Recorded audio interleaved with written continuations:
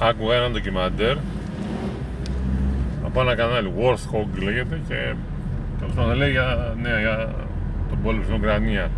Εντάξει, αυτό είναι, εντάξει, σίγουρα είναι υπέρ της Ουκρανίας, είναι, μπορούμε να πούμε, μεροληπτή. Αλλά εντάξει, πολλά κανάλια το κάνουν γι' αυτό. Έτυχε μια κοπέλα μέσα και αυτός μιλάει αγγλικά. Και αυτή την ξαφνικά πήγε μπροστά και προσιλώθηκε και άκουγε αυτά που έλεγε. Τι είναι πίσω, μετατραβήθηκε πίσω, της λέω, από Ρωσία είσαι, της λέω. Όχι, όχι, μου λέει. Από Ουκρανία μου λέει. Α, Ουκρανία σου λέω. Τι τραβάτε λέω κι εσείς εκεί πέρα. Άσε με, έχουμε μπλέξει με αυτό, ένα χειρότερο από το Χίτλερ είναι. Ναι, της λέω, συμφωνώ. Εσύ από κοντά είσαι?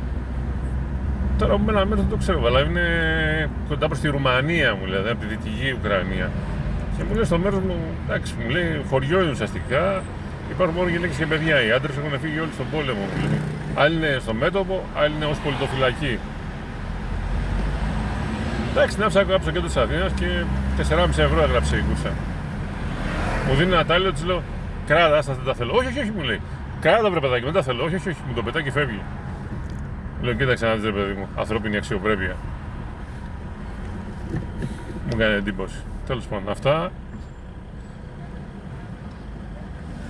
Και από την αρχή του πολέμου στήριξα την Ουκρανία και εξακολουθώ να το κάνω.